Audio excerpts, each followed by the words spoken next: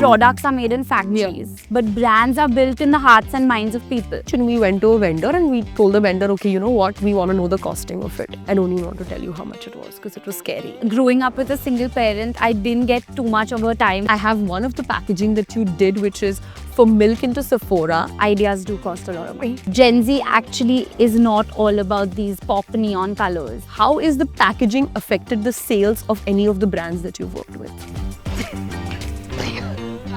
You're done. Whole part is done.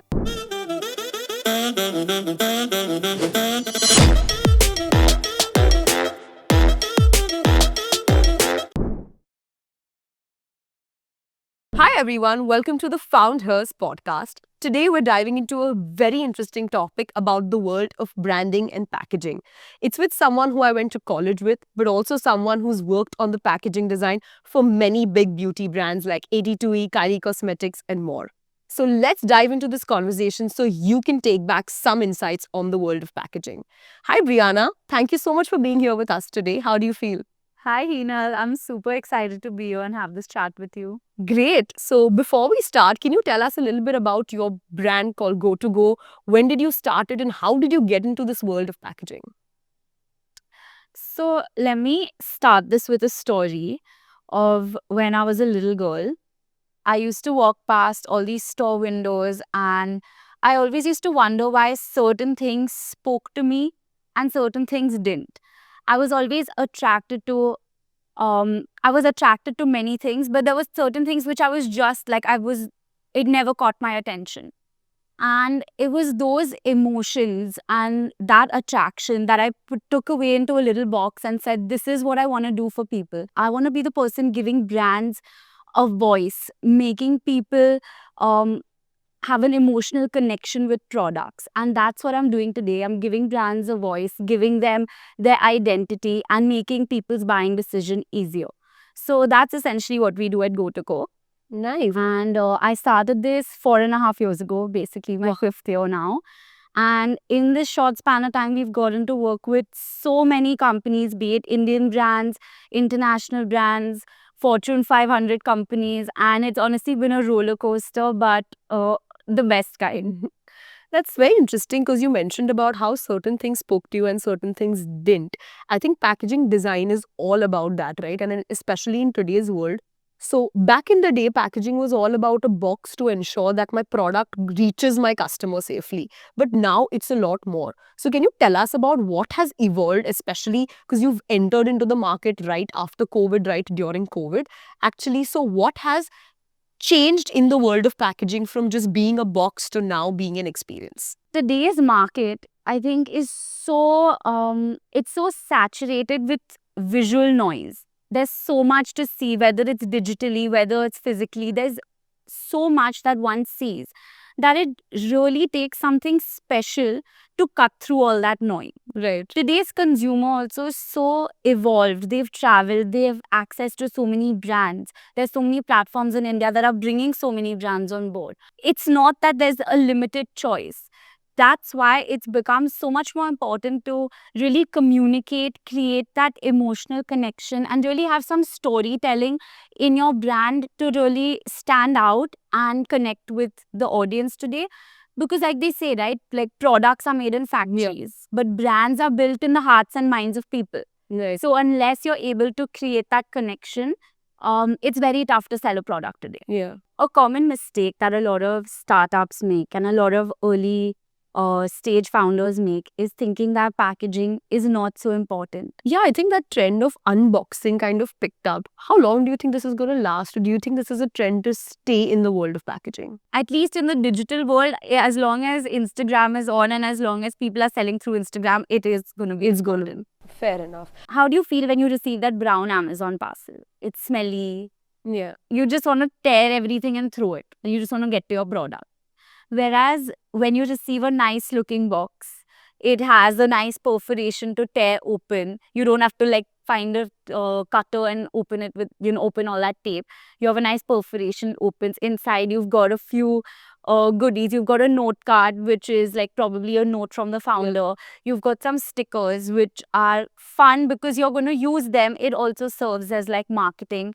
forever. Like someone's gonna put a sticker on their phone, they're gonna put it on their laptop. It's gonna serve as Like a marketing. recall. Yeah, Recall. it's brand recall. Yeah. So it's like those small things add a lot of value to your brand, or people purchase above a certain amount, giving them a free pouch or a free tote bag. All these things are investments or as good as marketing spends. As you would run an ad on Instagram, it's the same thing, but someone's going to use this tote bag, people are going to look at it, and it's literally going to serve as a walking billboard for you. So I would say adding these things really helps even customer retention. When they feel like I'm getting something more than I've paid for, everyone feels good about it. Anything you get free in life feels amazing. You always Freebies are the way to a customer's heart. yeah. Nice. So yeah, adding things like that really does better the customer experience. It brings a smile on their face. It makes them want to post it on Instagram. I think that's what people want these days. You've built for so many new age brands which are targeting to the Gen Z audience, right? From your experience, can you share some insight on what colors, what fonts, what sort of design aesthetic has been working when people are designing packaging for that audience? There have been a lot of brands which are targeting Gen Z, and like people think like Gen Z is all about bright colors and like really poppy, loud stuff. But in my experience and from the research we've done, we are realizing, and we have studied this, that Gen Z actually is not all about these pop neon colors. They want a little bit of that vintage but new look and feel. Okay. So that's something that really talks to them and attracts them. And this is through talking to a lot of people, reading, researching, and seeing what brands are doing well and not, and why. So we're looking at like things which look old but still have that freshness and newness about it. They love like interesting copy, so like really thoughtful details. I feel like Gen Z they're very evolved. They've seen so much. They've been born and like they've been raised in a world where there's so many things, there's abundance. So they appreciate like the finer details. It's not so much about a color and a font. It's about attention to detail, and really speaking to them at every touch point is what they seem to appreciate. It's not particularly just a vibe or a look, but it literally attention to detail is what they are looking for. I think you did debunk a very big myth, because so many people come and say, I want to create from the Gen Z. Let's make it loud. Let's make it like vibrant. But I think what you said, it's more about thoughtful curation, and that kind of works. Moving on to something which is interesting, right? Many products have different variants, right? I may have different sizes. Let's say I'm a shampoo bottle and I have a smaller 125 ml bottle. I have a 250 ml bottle. So for that, my outer box, which is my carton, kind of changes, right? There are size variants that play a role. Something that I heard while I was doing my research is that smaller size packages do cost you a lot more than larger size at times. Is this true, and why does this really happen? This is something that people actually have a question about so many times. Like, why is the small one costing the same as the large one, or why is the small one costing more than the large one? It totally depends on machine size and like how many of your designs fit on one sheet to print. So maybe in the small one, one fits on a sheet, but it fits on the same sheet that the large one is fitting on. It's not had enough size difference for it to move to a smaller machine. And if one sheet is being consumed for a large one and the cost is X, and if you're still consuming that sheet but cutting off maximum of it to give you the smaller box, it's still going to cost the same thing. You have to there's so much of wastage that people don't actually see that happens in packaging, and that really determines the cost. Because if I'm cutting something this small out of a paper which is so large, but I'm cutting a large thing out of that same size paper, I've essentially used that same thing. So you're basically paying for the whole sheet of paper and not just that exact box that you're getting. So there is a lot of like size optimization that we do for people, or like structure optimization, where it's like if you're doing this small box, we can change the structure so that maybe two of them fit on a sheet. Then the price difference between the small and large would be there. So it depends on like how you've structurally designed it to be able to figure out the cost for them. It's so helpful for the client to have a smooth process. Otherwise, they're super stressed when it comes to packaging, Yeah. and then they know that their designer is not on their side. I feel packaging can be directly linked to your sale if you play it smart. Have you had any such experiences or examples that you can share with me to tell me a little bit about how is the packaging affected the sales of any of the brands that you've worked with? If someone says packaging is purely for safety, purely for adding aesthetics, they don't work with me. I don't work with them. If you've noticed through this podcast, anytime we've spoken about costs, I've never said cost. I've always said investment. Right. Because for me, I know that packaging is not a cost. It's an investment you're making to giving your customers a better experience, to communicate more clearly to your customers about your product, Right. to create a lasting impact, to make them spend more time associated with your product.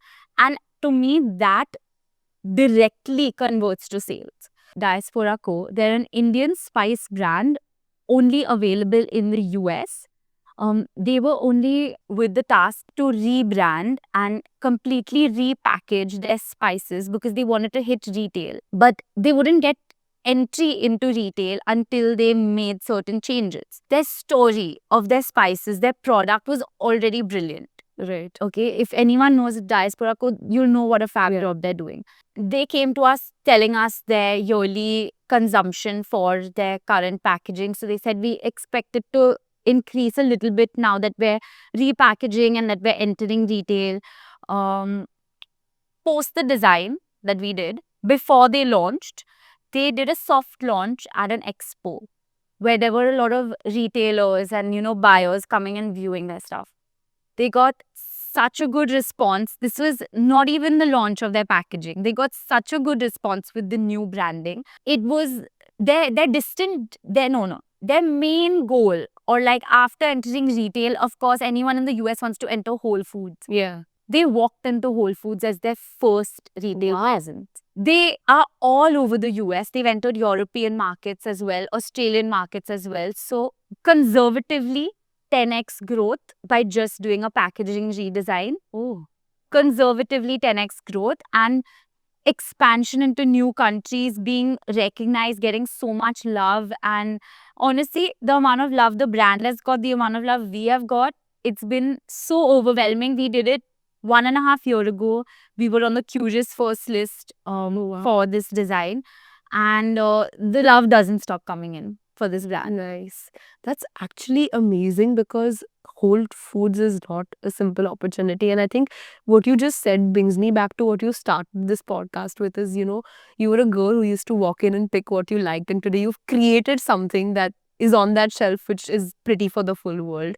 So I think that's commendable. And thank you for stating that example because I think it really busts the myth about how much packaging and maybe a repackaging can impact the sale and the growth of your business. So let's break it down. Let's start off with quantities, right? Why are there quantity limitations or minimum order quantities in packaging? And how does that impact cost for any person who's looking at packaging design? Like, it's a universally asked question. I feel like the most asked, like the most DMs we get, what's your MOQ? With no context, like MOQ for what? Yeah. But what's your MOQ is like something we have like 100 messages a day. So again, MOQ doesn't come from, it comes from the type of packaging, it comes from the type of printing. It's heavily dependent on the type of printing you do. So there are different types of printing that you can do on different materials. So whether you're printing on plastic, you're printing on pet mat, you're printing on paper, each one has different types of printing that can be done on them. Now, why are there these MOQs? These machines that actually print on these surfaces are very expensive machines. There is a certain cost associated with even starting the machine. So even just pressing start on the machine, there's a certain cost associated with that. Because the machines are so large, at one point of time, say 100 sheets of paper are in the machine for one sheet to come out. Even if I have to press the button for one, 100 sheets are printing at the same time. That's how fast-paced these are. It's like within a minute, 600 sheets are printed. So where is the starting and stopping? Yeah. That is where MOQs really come from in printing. From my experience, when I started doing packaging for my clients, we actually had a coffee brand which we designed this beautiful packaging for. It had 4-5 different colors on it. And it was a coffee pouch, and we went to a vendor and we told the vendor, okay, you know what, we want to know the costing of it. I don't even want to tell you how much it was because it was scary. They charge Then- you per cylinder. And then Exactly. We had to pay per cylinder and understand how each. So literally, the client was like, he's asking me to pay for every color on the design, and then I have to order at least 10,000 of them in order to meet my minimum MOQ. So I want to break this entire conversation down, because when I first experienced it, I had to really go back to like Google and be like, okay, what does he really mean by this? So, like, there's digital printing, there's rotogravure printing, there is offset printing, flexo. Each one of them comes with its own MOQs and its own development costs. So when you were talking about those pouches, that was rotogravure printing. That's why there were cylinders involved. When there's offset printing, which we do in paper, there are plates involved. Okay. Well, the only printing that doesn't require any development is digital printing, Yeah. because it's literally how you have a printer at home. Yeah. You press a button and it prints. Those are, of course, smaller, lower quality printing machines.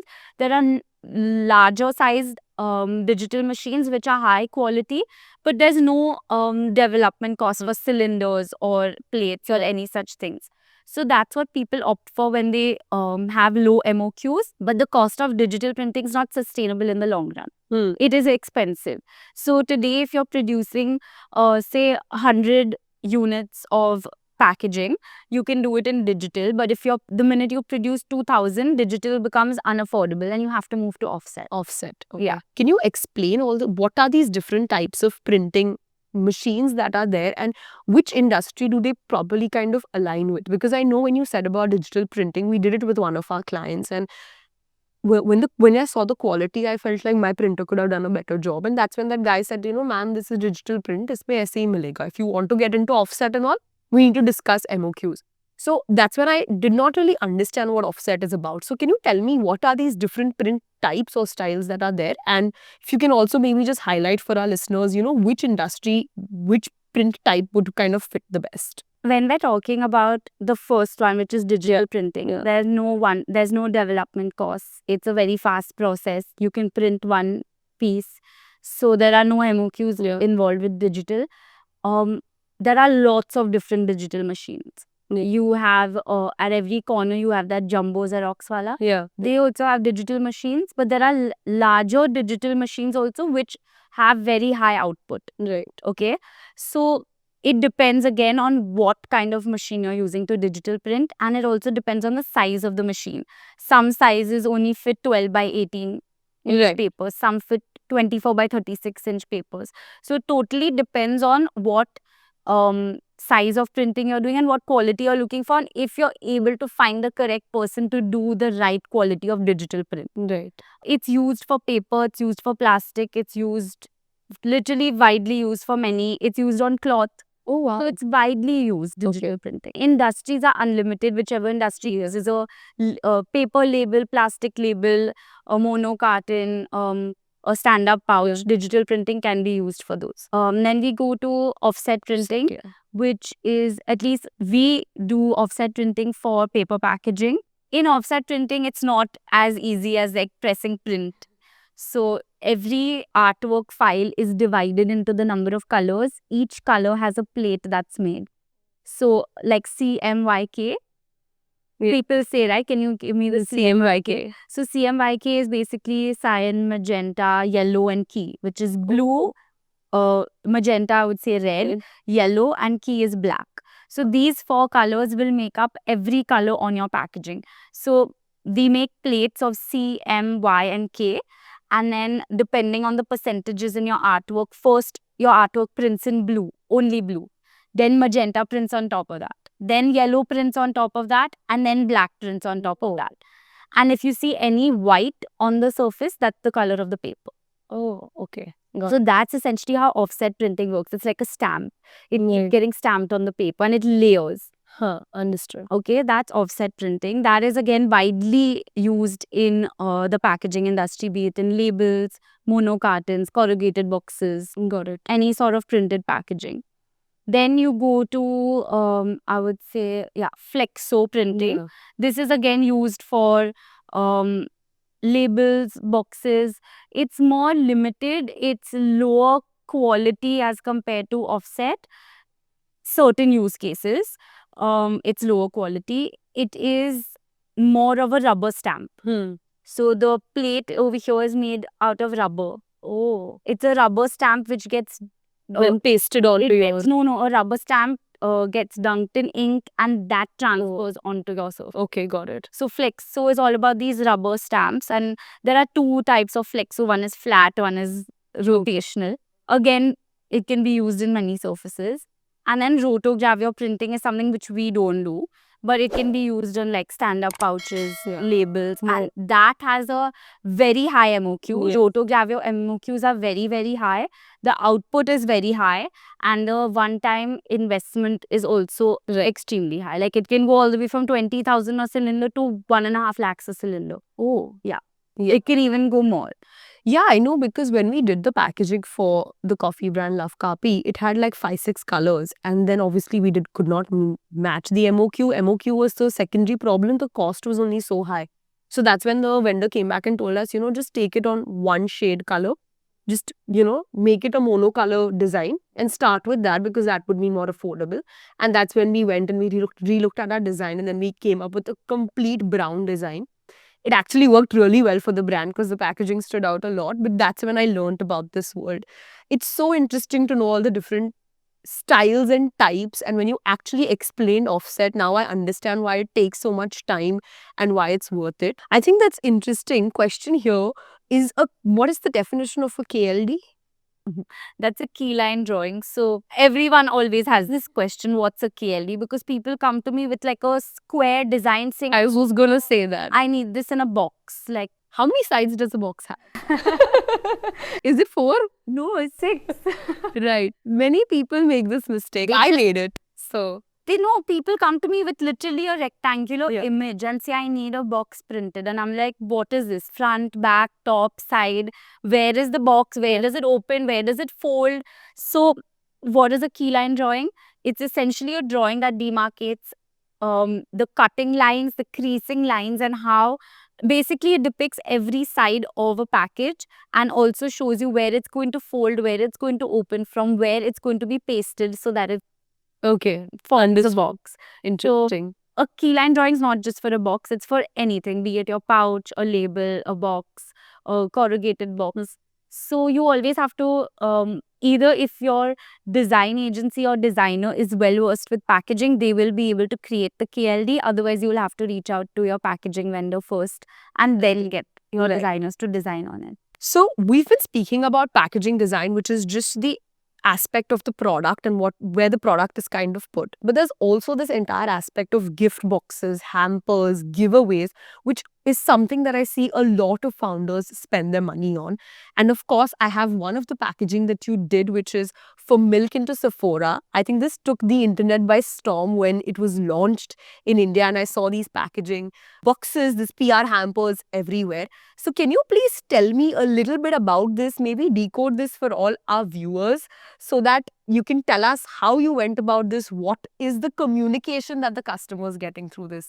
So when I got this call, not only was I excited because I was getting to do Milk Makeup, but because Milk Makeup is actually a brand born out of a design agency. Oh. A design agency has started this brand. So they have no dearth of creativity, ideas, designers, anything.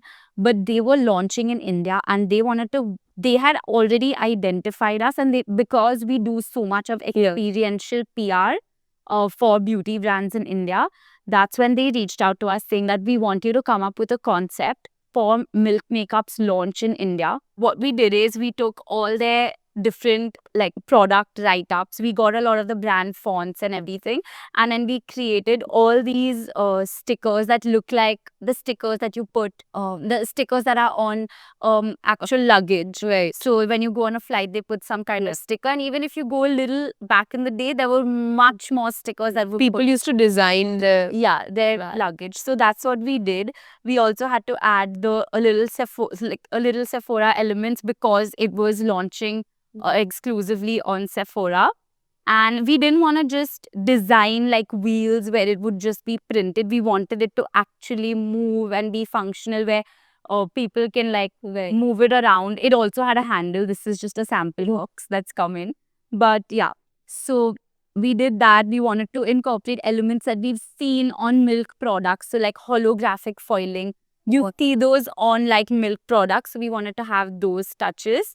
And we just wanted to be an experience where you feel like milk and Sephora go so well. Like these stripes scream Sephora, but like anything else you see screams milk. So we wanted that experience to really come through cohesively. And along with this, there was also a boarding pass that went in, which showed all the products that were in. It was an invite to the event that they had.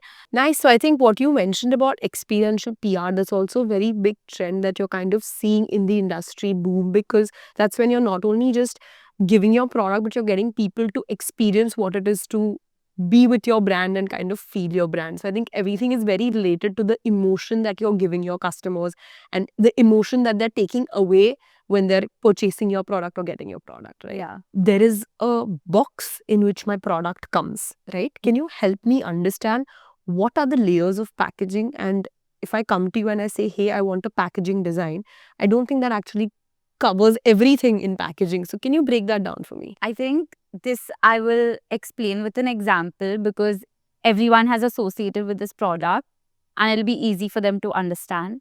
So let's talk about Colgate toothpaste. The product goes into the tube. That is your primary packaging. You can't sell the toothpaste without that tube. So the tube will have all the information about the product on it. Now, Colgate chooses to not sell the toothpaste without a secondary packaging, which is that mono carton, that paper box. The box that comes Yeah. covering the tube. So that is the mono carton. So for Colgate, that is the secondary packaging, Right. which you can't sell the product without. So after that, they still have tertiary packaging, which consumers don't see.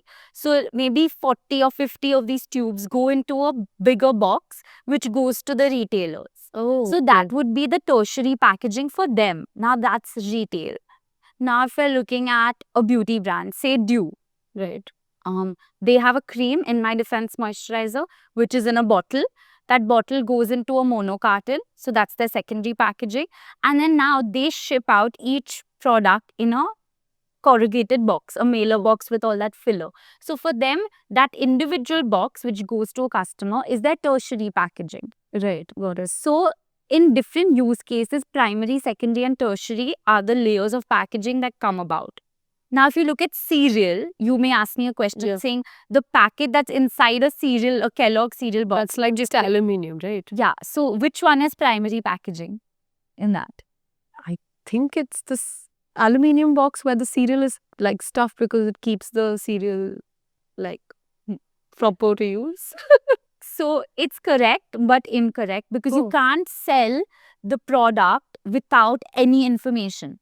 So essentially for a Kellogg's, the foil and the box, Is my both of them are primary packaging for them. wow, okay. So it again depends on the use case of how many layers of packaging go into your primary, but anything and everything that your product has to be sold with the minimum information is the primary packaging for that product. Interesting. That's a very interesting thought, because I think what you're trying to say is packaging is where my product information is given.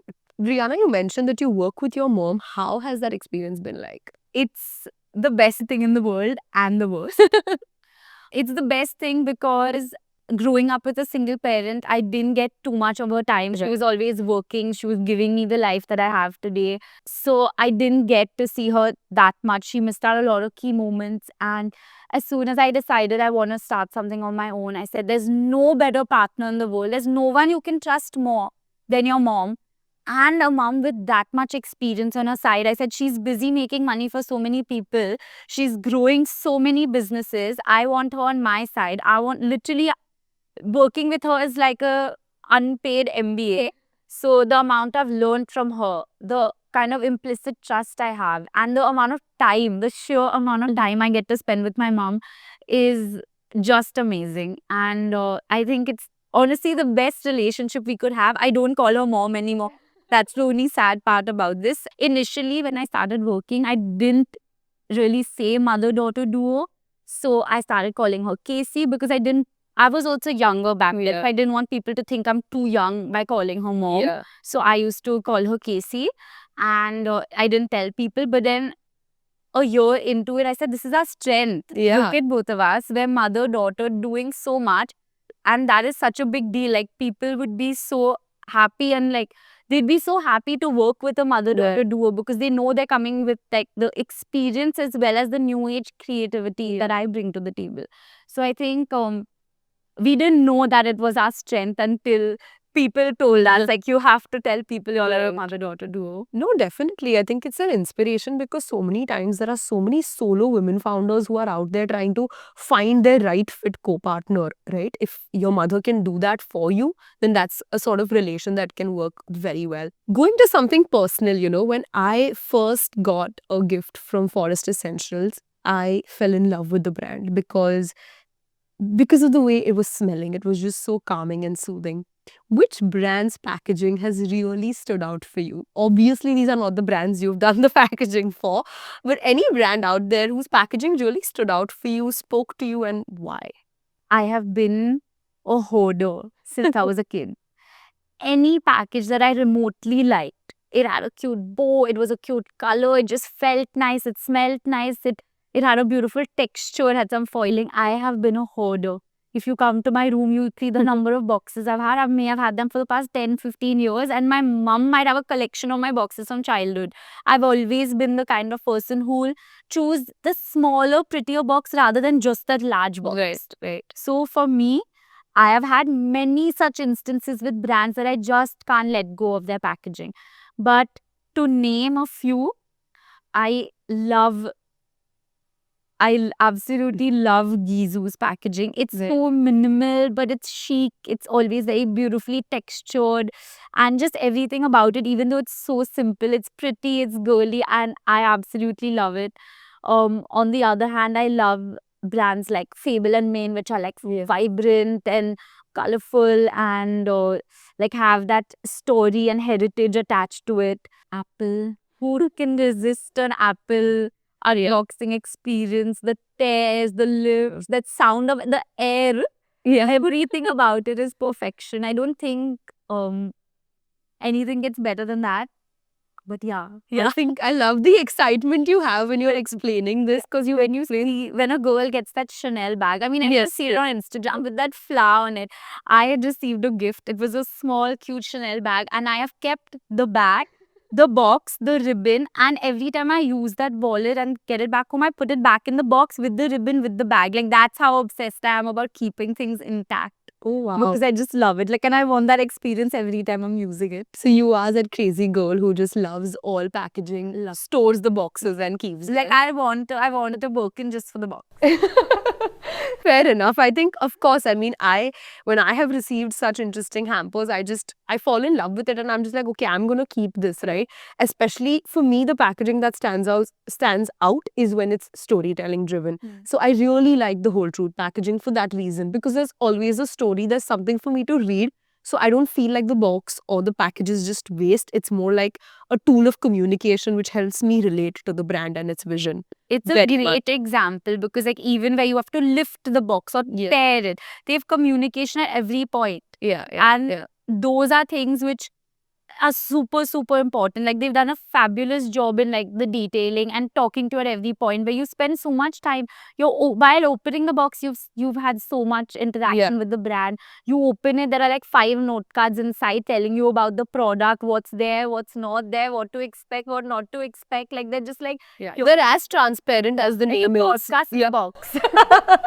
Exactly. It's a podcast in a box. I agree. So thank you so much. I think this episode was very insightful insightful and exciting because you broke down packaging so well for everybody. Of course, we had a lot of textual aspects to it, but I think it's so important because you rightly said, right, when a founder comes to vendors or when they come to you, they should at least know what is it that they're getting out of the whole packaging experience. So just taking some key takeaways from things you mentioned through the episode, which I think were a highlight for me. The first one is that design and printing go hand in hand. Maybe start backward in your packaging journey. That will help you save up a lot of cost. Second is that products are made in factories, but brands are built in the hearts of people. I think this was a statement to be said because people need to understand that brand now goes beyond just so much more from just their logo or just what social media aesthetic I have. It's all about the product and the experience they get.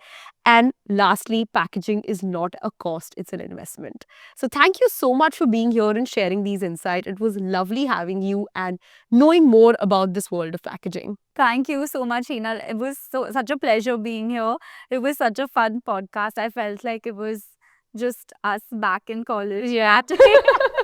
I think that was definitely the vibe. I hope you liked this episode that speaks about packaging that sells. Please like, share, and subscribe, and stay tuned for the next one.